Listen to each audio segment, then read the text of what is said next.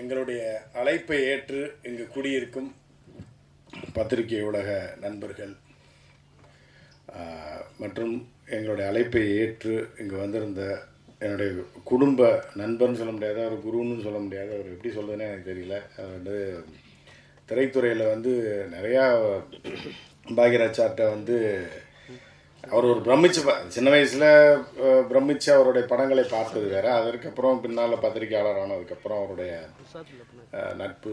என்னுடைய முதல் புத்தகத்தை வந்து சந்திரபாபு நாயுடு வெளியிட்டார் முதலமைச்சராக இருக்கும்போது. ஒரு 2004 அந்த புக்கு ரிலீஸ் ஆச்சு. அதில் பெரிய லாஸ் ஆச்சு. அது அப்புறம் 2வது புக்கை ரிலீஸ் பண்ணி வச்சவர் பாக்யராஜ் சார் தான். அது பாலுமகேந்திரா சார் வந்து என் மீது கொண்டிருந்த மிகுந்த அன்பு. அவர் ரொம்ப ரொம்ப க்ளோஸ் எனக்கு. அதுவும் ஒரு சண்டேயில் தான், ஒரு பத்திரிகையாளர்னா ஒரு சண்டேயில் தான் அவரோட மிகப்பெரிய பாதியில் அந்த ஃபங்க்ஷனில் எந்திரிச்சு போயிட்டார் பாலுமகேந்திரா சார். அதுக்கப்புறம் அவரோட நட்பு கிடச்சி அப்புறம் கடைசியில் ஒரு தகப்பன் ஸ்தானத்தில் பழகி கொண்டிருந்தார். அவர் தான் அந்த புக்கை ரிலீஸ் பண்ணக்கூடிய ஒரு சூழலில் வந்து அவருக்கு உடல்நிலை சரியில்லாமல் போயிடுச்சு. ரொம்ப சீரியஸாக அப்போது அட்மிட் ஆகிட்டார். அதுக்கப்புறம் அதுக்காக அந்த புஸ்தக விழா, என்னடா முதல் புஸ்தகம் டோட்டல் லாஸ், அது ஆங்கிலத்தில் இருந்த கிராண்ட் மாஸ்டர் ஆஃப் பாலிடிக்ஸ் அப்படின்னு சொல்லி ஹைதராபாத்தில் நான் இருக்கும்போது அங்கே ஒரு சேனலோட ஹெட்டாக இருந்தேன், சீஃப் ரிப்போர்ட்டராக இருந்தேன். அப்போ முதல்வரோட ஏற்பட்ட பழக்கம். அதுக்கப்புறம் ஆந்திரா பாலிடிக்ஸை பற்றி, கர்நாடகா பாலிடிக்ஸ், தமிழ்நாடு பாலிடிக்ஸை கம்பேர் பண்ணி எழுதுனா அவர் ரிலீஸ் பண்ணார். ஆனால் ஃபினான்ஷியலாக எனக்கு பெரிய கடன் ஆயிடுச்சு. அதுக்கப்புறம் 10 வருஷம் எதுவுமே எழுதலை. அதுக்கப்புறம் தான் பதிவுகள்னு எழுதி அப்புறம் அதுவும் பாலுமகேந்திரா சாருக்கு உடம்பு சரியில்லாமல் போயிடுச்சு. சரி, அப்புறம் அவர் சொன்னார், அப்போ உங்களுக்கு யாரை பிடிக்கும், என்னால் ராணிப்பேட்டை வரைக்கும் வந்து ரிலீஸ் பண்ண முடியாது, என்னோடய உடல்நிலை தான் உங்களுக்கு தெரியும், சென்னைனா கூட நான் வந்துடுவேன், அப்படி வேறு யாராவது நீங்கள் கூப்பிட்டுங்க, உங்களுக்கு வேறு பிடிக்கும். எனக்கு பாக்யராஜ் சாரை பிடிக்கும், ஆனால் வந்து எனக்கு பழக்கம் இல்லையா, தெரியாது, நீங்கள் நேராக போய் பேசுங்க, நான் வந்து ஏதாவது சொன்னார்னா நான் ஃபோன் பண்ணுறேன், நான் சொல்கிறேன், பேரை சொல்லுங்கள். நான் அதுக்கான அவசியமே இல்லை. அப்போ தான் எனக்கு ஒரு 18-20 வருடங்களுக்கு முன்பு பாக்யராஜ் சார் எனக்கு பழக்கம். 2008 அந்த 7-8 வாக்கில் பழக்கம். அதற்கப்புறம் அவர் மிக நெருக்கமாயிட்டார். நான் போய் வீட்டில் உட்காந்தனால அவங்க மேடம் வந்து டென்ஷன் ஆகிடுவாங்க, இவர் எங்கே ஆளை காணா, 1 மணி நேரம் 1.5 மணி நேரமாக பார்த்தா அந்த உமாபதி, ஐயோ அவ்வளோதான் சீன் முடிஞ்சு, நீ ஒரு 10 மணி ஆயிரும்ன்ற மாதிரியான ஒரு நட்பு. அது ஒரு பெரிய ஜாம்பவான். அவர்கிட்ட பல கதைகள்லாம் டிஸ்கஸ் பண்ணியிருக்கோம். சில அவர் இவ்வளோ பெரிய ஆள், ஆனால் வந்து என்னை கூப்பிட்டு உட்கார வச்சு திடீர்னு ஒரு 2.5 மணி நேரம் 3 மணி நேரம் ஒரு கதையை முந்தானை முடிச்சோட இன்னொரு வெர்ஷனை சொல்லுவார், இதாங்க பண்ணது அப்படின்னு சொல்லி கடைசியாக இது பண்ணுவார். அந்தளவுக்கு என் மீது அன்பு கொண்டவர். அதே மாதிரி இன்டர்நேஷ்னல் பாலிடிக்ஸில் எதுவாக இருந்தாலும் சரி, ஏதாவதுன்னா கேட்பார். அவருக்கு எனக்கு உள்ள நட்பு ஒரு நீண்ட நட்பு. அதனால் எந்த நிகழ்ச்சியாக இருந்தாலும் சரி, அவர் இல்லாமல் நடக்காது. என்னோடய ஃபேன்ஸ் மீட்டுன்னு சொல்லி அரம்நாடு பத்திரிகையில் எதுவும் நடத்துகிறாங்க. அப்போ கூட சாரதாக இருந்தார், திரு அமீர் அவர்கள் வந்திருந்தாங்க. ஸோ அதே மாதிரி என்னுடைய குடும்ப நண்பரான விவேகா, அதே மாதிரி இயக்குனர் கிருஷ்ணவேல். இந்த படம் எப்படி ஆரம்பிக்கப்பட்டது அப்படின்னா, கிருஷ்ணவேல் வந்து என்னுடைய நண்பர். அது சமீபத்தில் இந்த யூடியூப் காலங்களில் ஜீவா டுடேயில் பேசிகிட்டு இருந்தோம். அதுக்கப்புறம் அந்த இதை வைத்து ஒரு நட்பு. அப்புறம் என் கூட ரொம்ப பழக ஆரம்பித்தார். 2 பேரும் பயங்கர ஃப்ரெண்ட் ஆகிட்டோம். அப்போ என்ன பண்ணார்னா, ஒரு படத்தை வந்து தயாரித்து எடுத்து ஃபினிஷ் பண்ணியிருந்தார். அதை பார்க்கணுன்னு ரொம்ப நாளாக சொல்லிகிட்டு இருப்பார். நான் கேஷுவலாக சொல்லுவேன், சரி ஏதோ காமெடி பண்ணுறாரு போல், ஏதோ படம் பண்ணியிருக்காருன்னு சொல்கிறாரு. இது ஆள் இல்லாத படமா, ஆள் இருக்க படத்தையே பார்க்க எவனும் வரமாட்டான், ஹீரோ படமே தொங்கிடுது. இந்த ஒரு பெரிய ஹீரோ இருந்தார், அவர் வந்து உலக நாயகனை வந்து ப்ரொமோட் பண்ணாங்க, அதோட அவர் காலி. அவர் வந்து சர்வதேச விண்வெளி நாயகன். நாங்கள் சும்மா பேசி யூடியூப்பில் இவர் எப்படி விண்வெளி நாயகன் ஆக்கிடலாமே, அதுக்கு அடுத்த வாரமும் மணிரத்னம் எப்படி தெரிஞ்சு வச்சாரோ அவரை வச்சான்னு தெரியல, விண்வெளி நாயகன்னாரு, ஸ்பேஸுக்கு அனுப்பிட்டாங்க அவரை அந்த படத்தோட. ஸோ அப்படி படங்களே ஓட மாட்டேங்குதுன்னு கிருஷ்ணவேல் பண்ணியிருக்காருன்னு பார்த்தா, ஒரு நாள் பாருங்கன்னு சொல்லிட்டு இருந்தார். ஒரு நாள் கேஷுவலாக போய் நான் பல விஷயம் பேசிக்கிட்டு இருப்போம், அரசியல் தான் பேசுவோம், அதெல்லாம் ஒரு நாள் ஒரு படத்தை வந்து ஒரு ப்ரிவியூ மாதிரி காட்டினா பயங்கர இன்ட்ரெஸ்டிங்காக போச்சு. ஏன்னா ஆளே இல்லை, ஒரு கார் மட்டும் போகுது, இன்ட்ரெஸ்டிங் அடி போகுது. சரின்னு அப்படி பார்த்துக்கிட்டே இருக்கோம். டைம் பார்த்தா 35 நிமிஷம் தாண்டி போயிடுச்சு. என்னடா இவ்வளோ இதாக போகுது, இன்ட்ரெஸ்டிங்காக போகுது அப்படின்னோடனே அது ஒரு கட்டத்தில் அதை ஃபினிஷ் பண்ணிட்டார். அதோட டியூரேஷன் வந்து இதாக இருக்குது. அதுக்கு அடுத்து வந்து அந்த கதை வந்து ரொம்ப அருமையாக செதுக்கியிருப்பார். யாருமே இந்த மாதிரி ஒரு முயற்சி எடுத்ததே கிடையாது. எடுத்து அதை வந்து இன்ட்ரெஸ்டிங்காக வேறு கொண்டு போய் இவ்வளோ தூரம் பண்ணியிருக்காரு அப்படிங்கும்போது ரொம்ப ஆச்சரியமாக இருந்துச்சு. அப்போ என்ன பண்ணலான்ட்டு சொல்லி அப்புறம் டிஸ்கஸ் பண்ணியிருந்தோன்னே, சரி இதோட இன்னும் ஒரு 40% ரீப்ரொடியூஸ் பண்ண வேண்டிய ஒரு கட்டாயத்தில் இருக்கும். அப்போ எங்கள்கிட்டலாம் பெரிய கோடிக்கணக்கில் லட்சக்கணக்கில் காசு இல்லை, அப்படி போயிட்டுருக்கு. அப்போ வந்து ஒரு நாள் என்ன பண்ணேன், இந்த திடீர்னு ஒரு நாள் பேசி ரீப்ரொடியூஸ் பண்ணி சேர்த்துடலாம், வேறு ரேஞ்சுக்கு கொண்டு போயிடுவோம் அப்படின்ட்டு இயக்கத்திற்காக. பாக்யராஜ் சாருக்கெல்லாம் தெரியும், என்னுடைய கதைகள் சொல்லியிருக்கோம், பேசியிருக்கோம். ஒரு என்னுடைய கதையில் ஆரம்பித்து ஒரு மிக பிரம்மாண்டமான படம் ஒரு 10 நாள் மலேசியாலையும் தாய்லாண்டில் ஷூட் பண்ணி அதோட நின்றுச்சு. நான் திருப்பி என்டிடிவிக்கு வந்து ஜாயின் பண்ணிட்டேன் 2009 படம் ஆரம்பித்து. என்னோடய கதை டைரக்ஷன் வந்து மலையாளத்தில் ஃபேமஸாக இருக்கக்கூடிய டாப் 5ல் இருக்கக்கூடிய ஒரு இயக்குனர். அந்த படம் ஒரு 7 நாள் ஷூட்டிங் போய் நின்றுச்சு. திருப்பியும் அதுலேருந்து திருப்பி அந்த மாதிரி வெளில வந்துட்டேன். ஏற்கனவே ஒரு படம் ப்ரொடக்ஷன் வரைக்கும் போயிருந்தாச்சு.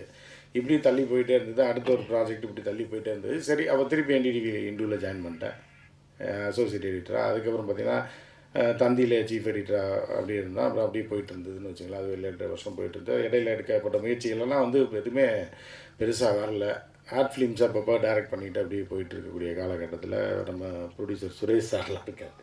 நான் ஒரு ப்ரொடியூசர்னால் எனக்கு அவர் ப்ரொடியூசர். ஸோ அதனால் அவங்களெலாம் அழைச்சிருக்கேன். ஸோ அந்த மாதிரி போயிட்டு இருந்தது. திடீர்னு பார்த்தேன் படம் வந்து ரொம்ப இன்ட்ரெஸ்டிங்காக போயிட்டு இருந்தோடனே சரின்னு பாடல் சேர்த்துருவோன்னு சொல்லி ராஜா சாரை போன பிறந்த நாளில் பார்த்து அவருடைய ஒரு பாடலை வாங்கி அதை கேரளாவில் ஷூட் பண்ணோம். இது பார்த்தீங்க அப்படின்னா எல்லாமே என்னுடைய பத்திரிகை நட்பு ஓட்டம். ட்ரிவாண்ட்ரமாக இருந்தாலும் சரி, கொல்லமாக இருந்தாலும் சரி, நீங்கள் வந்து எல்லா இடத்துலையுமே டைம்ஸ் ஆஃப் இந்தியாவில் இருக்கக்கூடிய ஒரு மூத்த ஆசிரியர் அவர். நீங்கள் வந்து ட்ரிவாண்ட்ரத்துலாம் சில இடத்துல ஃப்ளை கேம்ப் பறக்க விடவே முடியாது. வினோத் இருக்கீங்களா? வினோத், ட்ரோன் வினோத் இருந்தார். வாங்க உட்காருங்க. வினோத் எப்படி அப்படின்னா, நான் அந்த டிவியில் எடிட்டராக இருக்கும்போது என்ன பண்ணுவாங்கன்னா, நாங்கள் சில விஷயத்தை வந்து உத்தரவாக போடுவோம் ரிப்போர்ட்டுகிட்ட.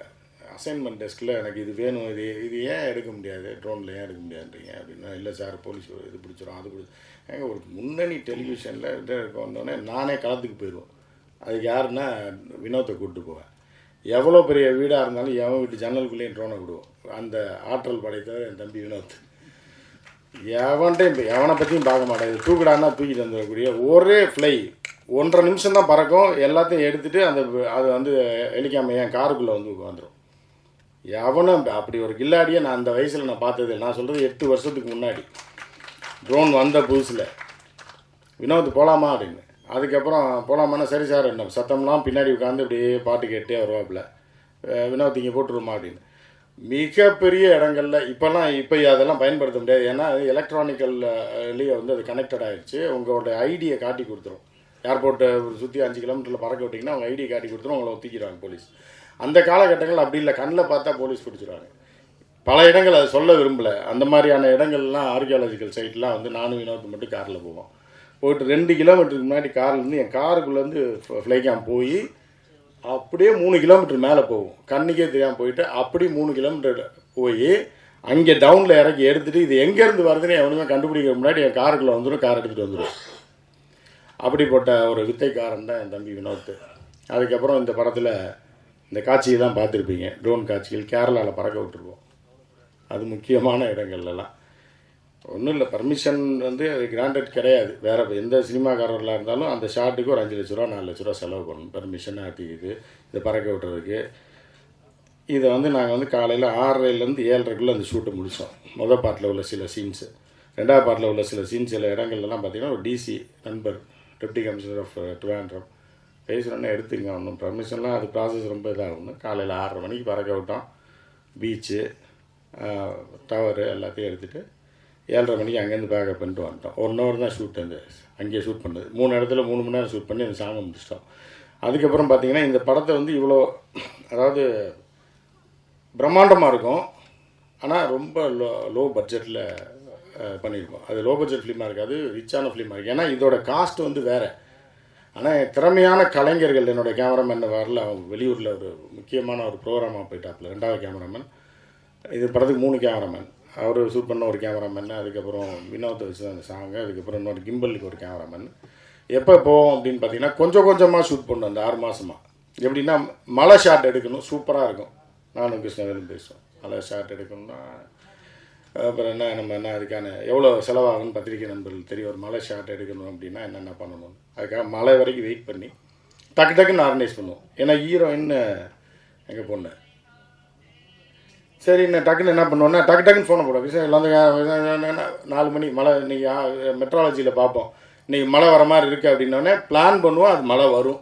ஏன்னா நம்ம தொழிலில் இவ்வளோ நாள் இருக்கோம், அந்த பத்திரிக்கை தொழிலில் யார் சொன்னால் மழை வரும் என்ன வரும்லாம் தெரியும். ஸோ இன்றைக்கி ஒரு நாள் மழை வருது. மழை வந்தோன்னே ஐசு டக்குன்னு ஒரு கார் ரெடி பண்ணோம். நான் கிருஷ்ணவேல் வண்டி ஏறினோம், நேராக போனோம். ட்ரோனு, ஒரு கிம்பல் கேமு, ஒரு 2 அசிஸ்டண்ட் தான், 2 காரு, டக்குன்னு போனோம். அந்த ஷாட்லாம் நீங்கள் படத்தில் பார்த்தீங்கன்னா தெரியும். பயங்கர பிரம்மாண்டமாக வந்து இயற்கையாகவே அமைஞ்சுது, பயங்கர பிரம்மாண்டமாக அமைஞ்சுது. அந்த கார் வந்து ரோட்டில் வந்து ஒருத்தன் மிரட்டுறது, இந்த காசை கொண்டு போய் கொடுக்குறது, அதுக்கு அந்த நேரத்தில் ஆள் இல்லாமல் ட்ரோனில் வினோத்தை எடுத்துகிட்டு அதுக்கப்புறம் வினோத்தை அதில் நடிக்க வச்சோம். ஸோ அந்த மாதிரியான ஷார்ட்ஸ்லாம் அது வந்து அந்த அந்த அந்த ஒரு நாள் நான் நைட் ஷூட் பண்ணதுக்கு மட்டும் 10 லட்ச ரூபா எல்லாம் பண்ண முடியாது. அதை நாங்கள் சிம்பிளாக ஒரு 3 கார் எடுத்துகிட்டு போய் ஒரு சிம்பிள் பட்ஜெட்டில் அதை பண்ணோம். அதுக்கப்புறம் பார்த்திங்கன்னா மழை அதாவது ஸ்கை வந்து ஒரு பார்த்திங்கன்னா ஒரு சில நாட்களில் தான் வந்து பார்த்திங்க அப்படின்னா பஞ்சாக இருக்கும் மேகம். நீங்கள் மழை காலத்தில் அந்த மாதிரி மேகத்தை பார்க்கவே முடியாது, வெயில் காலத்துலேயும் பார்க்க முடியாது. அப்படி ப்ளைனாக பிரைட்டாக இருக்கும் ஸ்கை. ஆனால் இது 2க்கு மிடில் இருக்கக்கூடிய அந்த ஜூன் மாதம், இந்த நம்ம தமிழ்நாட்டில், கேரளாவில் ஜூன் மாதத்தில் ஸ்கையே தெரியாது, மழை பெஞ்சிட்டே இருக்கும். தமிழ்நாட்டில் ஒரு விதமான ஒரு லைட்டிங் இருக்கும், ஒரு ப்ளூ ஸ்கை, அதில் பஞ்சாக மேகங்கள் இருக்கும். அந்த மாதிரி மேகம் தெரிஞ்சாலே கேமரா எடுத்துகிட்டு போயிடுவோம் பீச்சுக்கு. ஐசு கிளப்பி விட்டு அதில் இந்த சாங்கில் பார்த்துருப்பீங்க, கையை கட்டி நிற்கிறது, ஜம்ப் பண்ணுறது, இந்த நிறையா சீன்ஸ்லாம் இருக்கும். அதெல்லாம் பார்த்திங்கன்னா ஒரு ½ டே ஷூட். இங்கே போனோம், நேராக போனோம். அதுக்கு வந்து வயசோட ஒத்துழைப்பு ரொம்ப, ஒரு கதாநாயகியாக இருந்து அதெல்லாம் பார்க்காம நம்ம வீட்டுக்குள்ளே, அதனால் வந்து டக்குன்னு கிளம்புவோம். அப்படியே கிளம்புவோம், கேமராமேன் 2 அசிஸ்டன்ட்டு, அவ்வளோதான். இது பெரிய டீமு, அது இது ஃபுட்டு கிட்டெல்லாம் எதுவுமே இருக்காது. அப்படி போவோம், ஏதாவது ஹோட்டலில் சாப்பிடுவோம். கேரளாவில் போனோம், ஷூட் பண்ணோம். ஃபுல்லாக ஒரு 1.5 நாள் ஷூட்டிங்கு. 2வது சாங்கு 6 நாள் தான், ட்ராவலிங்லேயே ஒரு நாள் போயிடும். அந்த போட் ஷாட்லாம் பார்த்திங்கன்னா ஒரு ½ டே தான் அங்கே ஷூட் பண்ணோம். அதுக்கப்புறம் ட்ரிவாண்ட்ரத்தில் on the way to Trivandrum, அப்புறம் அந்த இன்னும் நிறைய காட்சிகள்லாம் இருக்குது, இன்னொரு சாங்கில் வரும். அது எல்லாமே பார்த்திங்கன்னா லொக்கேஷன் சேஞ்சு. இப்போ ஒரு 8 லொக்கேஷன் மாறி இருக்கும். அந்த 2 நாளில் 8 லொக்கேஷன் மாறி எடுத்து அவ்வளோ ஃபாஸ்ட்டாக எடுத்து அதை பண்ணியிருக்கோம். ஸோ இந்த மாதிரியான இதெல்லாம் வந்து எங்களுக்கு வந்து ஒரு உந்துதலாக இருந்தது. இந்த மாதிரியாக ரொம்ப சின்ன பட்ஜெட்டில் பண்ணணும் அப்படின்றதில் இருந்ததுனால இப்படியெல்லாம் வந்து இதை நாங்கள் பண்ண முடிஞ்சது அப்படின்னு பார்க்குறோம். இதை ஒரிஜினலாக பண்ணியிருந்தோம்னா நிறையா செலவு பண்ணி தான் பண்ணியிருக்கணும். அதுக்கு எல்லாரோடைய ஒத்துழைப்பு, இப்போ டைரக்டராக இருந்தாலும் சரி, கோ ப்ரொடியூசராக இருந்தாலும் சரி, கேமராமேனாக இருந்தாலும் சரி, கிம்பல் ஆப்ரேட்டராக இருந்தாலும் சரி, படத்துக்கு என்னுடைய அருமை நண்பர் ஆர்முகம் 2 நாள் ஒர்க் பண்ணார். அவர் திரைத்துறையில் ஒரு நீண்ட அனுபவம் வாய்ந்த ஒரு 4-5 படங்கள் செய்த ஒரு கேமராமேன். அவரும் எனக்காக 2 நாள் வந்து ஒர்க் பண்ணி கொடுத்தாரு. ஸோ இப்படி நிறைய நண்பர்களோட உதவியோடு இதை முடிச்சிருக்கோம், அந்த படத்தை முடிச்சிருக்கோம். இதுக்கு முன்னாடியே நம்ம பண்ணியிருக்கலாம். இந்த ப்ரொடக்ஷனை பொறுத்தளவுக்கு நம்ம ஒரு பத்திரிக்கையாளனை பார்த்துருப்போம். சில பேர் வந்து ப்ரெஸ் மீட் வைப்பான், எல்லாத்தையும் சொல்லுவாங்க. இப்போ பூஜை அன்னைக்கு பார்த்தீங்கன்னா பேசுகிறது வேறு மாதிரி இருக்கும், ஆனால் அந்த படமே எடுக்க மாட்டாங்க. அது ஒரு பப்ளிசிட்டிக்காக, ப்ரெஸ்ஸில் பேர் வரும் அப்படின்றதுக்காக எல்லாம் பார்த்துருக்கோம். அதை நம்ம பத்திரிக்கையாளராக பார்த்துருக்கோம். ஸோ அப்படிலாம் இருக்கக்கூடாது. படத்தை முடித்து விட்டு தான், படத்தை ஃபஸ்ட் காப்பி அவுட்டு எடுத்துகிட்டு தான் இந்த படம் பண்ணுறோன்னே யாருக்குமே தெரியாது. கிருஷ்ணவேலு அது வரைக்கும் சொன்னதே கிடையாது. அது பழைய நண்பர்கள் அவருக்கு தெரியும். இந்த யூடியூப் கூட்டஸாக இருந்தாலும் சரி, இப்போ நம்ம செந்தில்வேல், நம்ம ஜீவாக்கெல்லாம் ரைட்டாக தெரியும், ஆனால் என்ன பண்ணுறாங்கன்னு தெரியாது. அதே மாதிரி இன்னொரு மிகப்பெரிய நன்றியை சொல்லணும் என்னென்னா, வந்து டாப்பில் இருக்கக்கூடிய நீங்கள் இந்த ஓ சொல்கிறியா மாமா, ஓ சொல்கிறியா மாமா பாட்டு வந்து கிழின்னு கிழிச்சிட்டு இருக்கு எல்லா இடத்துலையும். எங்கே போனாலும் அந்த பாட்டு பாடிக்கொண்டிருக்கிறது. ஸோ அந்த நேரத்தில் வந்து நட்பின் காரணமாக ஒரு சிறிய பட்ஜெட் படத்திற்கு ஒரு பாடலை எழுதி கொடுத்துருக்கிறார் என்னுடைய அருமை சகோதரர். அது மிகப்பெரிய இன்றைக்கி டாப் 3 கவிஞரில் அவர் ஒருத்தர். இன்றைக்கி வந்து பார்த்திங்கன்னா தெலுங்கில் போய் கேட்டிங்கன்னா, கன்னடத்தில் கேட்டிங்கன்னா இவர் பேரை தான் சொல்லுவாங்க. ஸோ அப்படி ஒரு கவிஞர் வந்து என்னென்னா, சொன்ன உடனே வந்து சில காட்சிகளை அவருக்கு காமிச்ச உடனே நான் எழுதி தரேன்மா, ஒன்றும் பிரச்சனை இல்லைன்னாரு. அதே மாதிரி இசையமைப்பாளர் பார்த்தீங்க அப்படின்னா, இப்போ பிக் ஸ்க்ரீனில் இன்றைக்கி தான் போட்டு பார்க்குறோம். அதுக்கு முன்னாடி நம்ம மினி ப்ரிவியூவில் போட்டு பார்த்துருக்கோம். அதுலேயே அதோட எஃபெக்ட் தெரியும். இன்றைக்கி பிக் ஸ்க்ரீனில் பார்க்கும்போதும் இந்த மாதிரி ஒரு தியேட்ரிக்கல் எஃபெக்டில் பார்க்கும்போது அவரோட ஒர்க்கு வந்து மிக அருமையான ஒர்க்கு. மிக அருமையாக அந்த ஒரு பாட்டை வந்து நண்பர் போட்டிருக்காரு. அப்படின்போது அவர் எங்கள் ஊருக்காரரு. ஏன்னா போட்டிருக்காரு அப்படிங்கும்போது எனக்கு மிகுந்த சந்தோஷம், பெருமை. அதே மாதிரி சாருக்கு நன்றி சொல்லிக்கிறேன். யாருன்னா விவேகா சாருக்கு, டேரக்டர் சார்பிலையும் நன்றி சொல்லிக்கிறேன். ஏன்னா அவர் வந்து எனக்கு ரொம்ப நெருங்கிய நண்பர். நாங்கள் பல நாடுகளுக்கெல்லாம் போய் சுற்றியிருக்கோம், தமிழ் மாநாடுகளுக்கெல்லாம் போயிருக்கோம். ஆனால் அவர் ரொம்ப யதார்த்தமான, ரொம்ப கேஷுவலான ஒரு ஒரு மனிதர் அப்படின்றது எனக்கு தெரியும். அதை பற்றி நம்ம இப்போ சொன்னோம்னா இப்போ நம்ம பாட்டு எழுதுனாலும் புகழ்ந்து சொல்கிறாங்கன்னு சொல்லுவாங்க. ஸோ அந்த மாதிரி அவருக்கு என்னுடைய நன்றியை தெரிவித்துக் கொள்கிறேன். நான் வந்து இப்போ கிருஷ்ணவேல் அவர்களுக்கும் ஒத்துழைப்பு கொடுத்த கிருஷ்ணவேல் அவர்களுக்கும் உங்கள்கிட்ட நன்றி. அதனால் எல்லாரோட ஒத்துழைப்பு, எல்லாரும் யாருக்குமே எந்த ஈகோவும் கிடையாது. எல்லாருமே நண்பர்களாக இருந்ததுனால தான் ஐசுவாக இருந்தாலும் சரி, கணேஷாக இருந்தாலும். கணேஷ் வந்து அந்த சாங்குக்காக கணேஷை ஷூட் பண்ணோம். ஏன்னா அதில் வேஸ் எதுவுமே வராது. அது வாய்ஸ், வில்லனோட வாய்ஸ் யார் அப்படின்னு பார்த்தீங்கன்னா கணேஷ் தான் ஹீரோ கம் வில்லன் அந்த கேரக்டரில். அது வாய்ஸ் யார், உண்மையான வில்லன் ஹீரோ யாருன்னா இவர் தான், கிருஷ்ணவேலோட வாய்ஸ் தான் அது. ஏன்னா அந்த வாய்ஸ் வந்து அந்த படத்துக்கு ஒரு பெரிய ப்ளஸ். நான் வந்து நிறையா இதை மாற்றிருக்கோம். எல்லா அது ஹீரோயின் வந்து சில சூழ்நிலையில் டோட்டலாக எல்லா ஹீரோயின் வாய்ஸ் ஃபுல்லாக ஐசு மாற்றினோம். ஃபுல்லாகவே ஃபஸ்ட்லேருந்து மாற்றினோம். ஹீரோ வாய்ஸ் வேறு ஒருத்தர் எல்லாத்தையும் மாற்றிட்டோம். ஆனால் அதில் வந்து ஒரு மிக முக்கியமான, அதில் ஒரு ஒரு நடுவில் போகக்கூடிய ஒரு முக்கியமான லைன் என்னென்னா கிருஷ்ணவேலோட வாய்ஸ். ஸோ அது மிகப்பெரிய ஒரு பலமாக இந்த படத்துக்கு இருக்கு. அவர் அந்த மாடுலேஷன் யதார்த்தமாக அவர் பேசியிருக்காருன்னு நினைக்கிறேன். நடைமுறையில் பேசினாரான்னு தெரியல. அது ரொம்ப இன்ட்ரெஸ்டிங்கான ஒரு வாய்ஸ். அது நீங்கள் பார்த்தீங்கன்னா நிச்சயம் பாராட்டுவீங்க. அதே மாதிரி இங்கே வந்திருந்த இப்போ டிஎஸ்ஆர் சுபாஷ் அவர்களுக்கும், என்னுடைய அருமை நண்பர் அப்பு பாலாஜி அவர்களுக்கும், கமலஹாசன் அவர்களுக்கும், என்னுடைய அருமை நண்பர் ரமேஷ் இதில் கொண்டு வரணும்னு நினச்சேன். அதே மாதிரி என்னுடைய டைரக்டர் சுரேஷ், என்னுடைய நெருங்கிய நண்பர் எத்தன் சுரேஷ், எத்தன் படத்துடைய இயக்குனர், நியா 2 போன்ற படங்களை இயக்கிய ஒரு சீனியர் இயக்குனர், எனக்கு நீண்ட கால நண்பர், பர்சனல் நண்பர். இங்கே வந்து வாழ்த்துனதுக்கும் நன்றியை தெரிவித்துக் கொள்கிறேன். அதே மாதிரி பார்த்திங்கன்னா ப்ரொடியூசர் கவுன்சில் ராஜா சார், அது வந்து என்னென்னா அது நான் பணம் போடாத பார்ட்னர் மாதிரி அவர். அந்த மாதிரி 2 பேரும் அவ்வளோ க்ளோஸு. அந்த மாதிரி இருக்க என் அருமை நண்பர் கசாலி, எனக்கு மிக அவசரம்னா மட்டும்தான் அவர் ஞாபகம் வரும், கூப்பிடுவேன். மித்த நேரத்தில் மறந்துடுவேன் அவரை, அது அவருக்கே தெரியும். ஸோ அந்த மாதிரி அதே மாதிரி டிடி சுரேஷ் சார் வந்திருக்காங்க. அதே மாதிரி என்னுடைய அருமை நண்பர்கள், எனக்கு பிடித்த பாசமிகு பத்திரிகையாளர்களாக இருக்கக்கூடிய என்னுடைய செந்தில்வேல். அதாவது என்னென்னா செந்தில்வேல் இருந்தார், இப்போ மீடியாவில் இருக்கும்போது ஒரு நியூஸ் ஆங்கராக இருந்தார். அப்படின்றத தாண்டி அவர் எவ்வளோ தூரத்துக்கு இன்றைக்கி அவரை வந்து பாலிஷ் பண்ணி சுயமாக வந்து அவர் எந்த இடத்துல இருக்கான்றது எனக்கு ரொம்ப சந்தோஷமாக இருக்கும். அவருடைய பேச்சை கேட்கும்போதெல்லாம் எனக்கு ரொம்ப ஹாப்பியாக இருக்குது. நானும் அவரும் பேசணுன்னா ஜாலியாக யதார்த்தமாக பேசுவோம். சீரியஸான மேட்டர் கூட யதார்த்தம் பேசுவோம். அதே மாதிரி என்னுடைய சகோதரர், அதாவது திராவிட சிசுன்னு சொல்லலாம் அவரை, ஜீவா அவர்கள். நாங்கள் 2 பேரும் உட்காந்தோன்னா அந்த காம்பினேஷன், அது எங்கள் தொழில் வேறு, ரொம்ப இதான இருக்கும். அதே மாதிரி யூடியூப் ரூட்டர்ஸோடைய ரசிகன் நான்.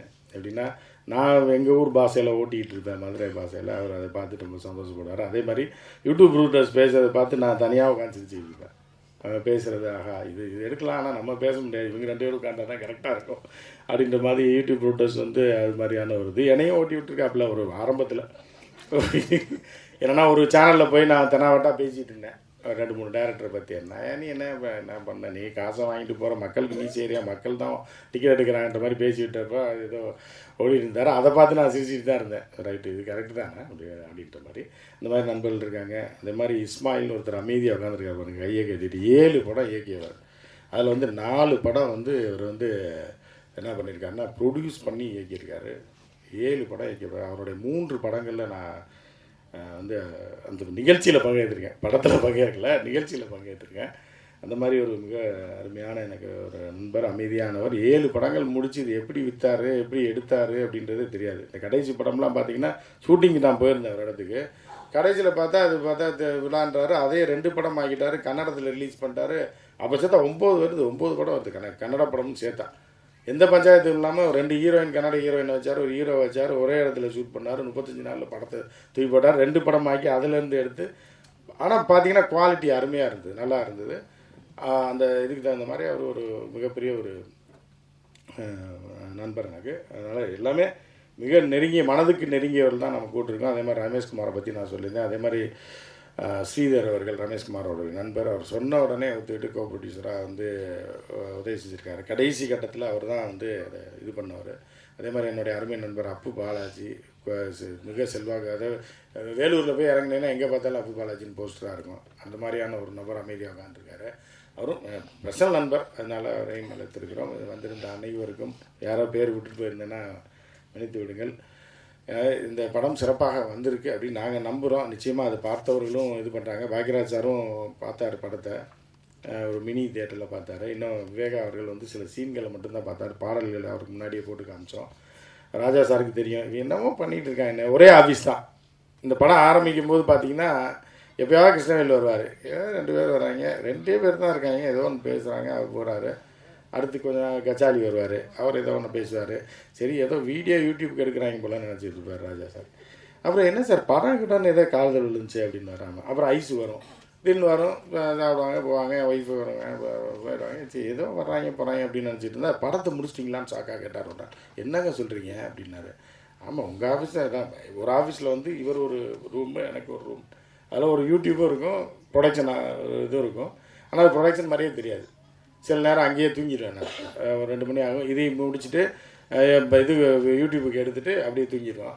அங்கேயே சாப்பிடுவோம், வெளியில் ஆர்டர் பண்ணி சாப்பிடுவோம். அதுக்கு எந்த நம்ம மேனேஜர் வரும், அவரும் என் ரூம்லேயே படுத்திருப்பார், சாப்பாடு வாங்கிட்டு வர, ஃபோன் பண்ணுவார், அங்கே பேசுவார். இப்படியே ஒரு சிம்பிளாகவே சத்தம் இல்லாமல் நகர்த்தி படத்தை முடிச்சுட்டு தான் வெளியில் கொண்டு வரணுன்ற இதில் முடிந்து ஃபஸ்ட் காப்பி அவுட் எடுத்து அதை பார்த்து எங்களுக்கு திருப்தியானதுக்கு பிறகு தான்.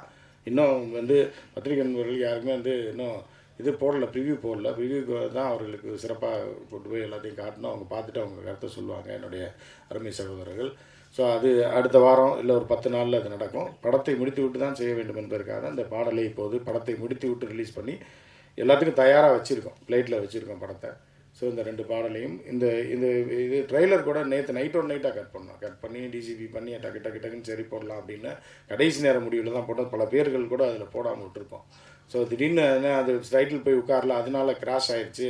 அதுக்கப்புறம் காலையில் 3 மணிக்கு தான் அவுட் எடுத்து, அதுக்கப்புறம் திருப்பி வந்து இங்கே போட்டு பார்க்க முடியல, அந்த மாதிரி போட்டோம். அதே மாதிரி வந்து இன்னொரு விஷயத்தையும் சொல்லணும், இந்த தேட்டருக்கு ரொம்ப நன்றி சொல்லணும், பிரசாத் தேட்டருக்கு. இதை நன்றி உரையாகவும் நான் பயன்படுத்திக்கிறேன். என்ன அப்படின்னா இன்னும் நிறையா பேச வேண்டியது இருக்குது, சிறப்புரையே இருக்குது. சிறப்புரையை உட்காந்துருக்காரு. அதாவது இப்போ குறைந்த பட்ஜெட்டில் ஒரு அட்வான்ஸை மட்டும் வாங்கிட்டு பண்ணுறாங்கல்ல பிரசாத். எவ்வளோ பெரிய கம்பெனி வந்து எங்களை போன்ற ப்ரொடியூசர்லாம் திடீர்னு 35,000 கேட்டுங்க, 40,000 கேட்டால் எடுத்துகிட்டு வராமல் வந்திருப்போம். ஆனால் சரி 10,000 இருக்கா, சரி ரைட்டு, மேலாளர் அவர்களுக்கு நன்றியை சொல்லுங்கள். 10,000 சரி ஓகே சார், ஒன்றும் பிரச்சனை இல்லை சார், ஒரு சீட்டை போட்டு கொடுத்து பேலன்ஸ் நீங்கள் அன்றைக்கி ஃபங்க்ஷன் அன்றைக்கி கொடுங்க அப்படின்ற மாதிரியான ஒரு தேட்டர், இவ்வளோ பெரிய தேட்டர் சென்னையில் இருக்குன்றதே ஒரு மிகப்பெரிய விஷயம். ஸோ அவர்களுக்கு நான் நன்றியை தெரிவிக்கிறேன்.